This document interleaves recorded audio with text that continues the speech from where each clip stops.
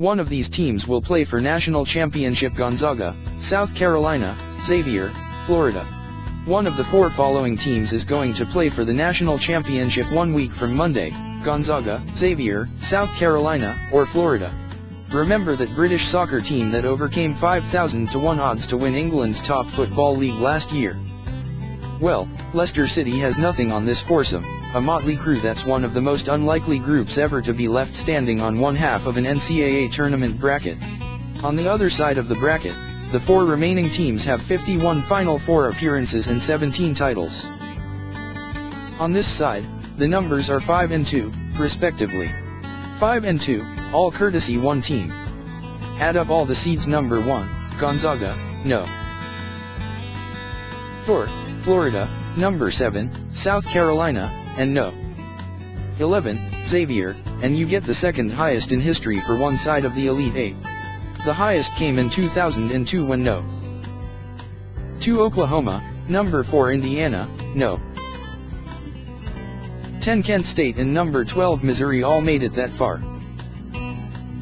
Of course, there's one glaring difference between this year and those years: power teams and major conferences. Back in 2002, it was more of the same. Indiana has one of the best pedigrees in the sport, while Oklahoma and Missouri had fine basketball histories. They were name schools. Those numbers all come from the most, only, decorated team of the Pac. Florida is an excellent basketball program that won back-to-back titles in 2006 and 2007 and is a constant presence in the second week of the tournament. This year, though, there were the number 4 seed but the 5th best team in the East, with no. 5, Virginia, entering the tournament with better odds. This was Villanova and Duke's region. Mike White's team would need another year to marinate, or so we thought. Then there's Gonzaga, a school with a century of irrelevance followed by 18 phenomenal years playing some of the most consistent basketball in the nation, but with no Final Fours to show for it in a footprint that only goes outside a Spokane radius for 2 weeks every March. Xavier is a perennial tournament team with a number of Sweet 16s to its credit, but has only come close to the Final Four once, and, in that game, they lost by about 20 points. Again, to basketball lovers, Xavier is a well-known quantity. Outside it, they're the school that gets mispronounced only slightly less than Louisville. And then there's South Carolina, one of the most undecorated college basketball programs for any major conference team. We'll take a look at each of the schools that will fight it out for the right to, probably, lose to Kansas or Kentucky in the title game. Since South Carolina is new to even the biggest college basketball fans, we'll focus on their fascinating history first. South Carolina. Entering this year, South Carolina had 4 wins in its NCAA tournament history. In the past 8 days, the team has 3. Some schools with more tournament wins than SC had as of last Thursday: Lamar, Morehead State, Shrake, Canisius, Holy Cross, Wyoming, Weber State, St. Bonaventure, Pepperdine, Rutgers, Dartmouth, and NYU, yes, NYU. And if you want to get technical about it, South Carolina actually only had 2 NCAA wins in main draw games. The school's other 2 victories came back when there were regional third-place games, which teams played after a round of 16 loss. The Gamecocks had never been to the Sweet 16, let alone an Elite 8. And the team's first-round win over Marquette was the first tourney victory for the school since 1973. They've never had more than 25 wins, a school record they tied Friday. Up until Friday's upset of Baylor, this one is crazy. South Carolina hadn't held a halftime lead in the NCAA tournament since 1971. It's especially odd since the team's 4 wins came in 1972 and 1973. South Carolina's defense is one of the 5 most efficient in the nation, as rated by Ken Pom. The offense entered the tournament ranked in the 120s. Only 6 schools in the entire dance, none better than a number 13 seed, were worse. In 2010, current South Carolina coach Frank Martin led Kansas State to its first Elite 8 since 1988, a team led by future NBA star Mitch Richmond, which was also the last time the team had made 3 straight NCAA tournaments, which it also did under Martin. Despite Kansas State's middling basketball history, the school has 2 former coaches in the Elite 8. In addition to Martin, Oregon's Dana Altman also has his team one win away from the Final Four. Altman was in Manhattan from 1990 to 94. There could have been 3 KSU coaches in this year's regional finals if Bob Huggins' West Virginia team had defeated Gonzaga. It's one of those, only in March, oddities.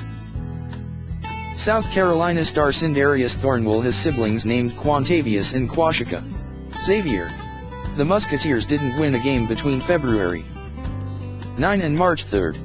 That 6-game losing streak came after sophomore Edmund Sumner, the team's point guard star who had per-game averages of 15.0 points, 5.0 assists and 4.3 rebounds, was lost for the year with an ACL tear. Xavier was an excellent 18-6 before the injury, but the team entered the Big East tournament at 19-12, with a 7th-place finish and .500 record in the Big East. It wasn't until a win over Butler in the conference tournament that Xavier moved off the bubble.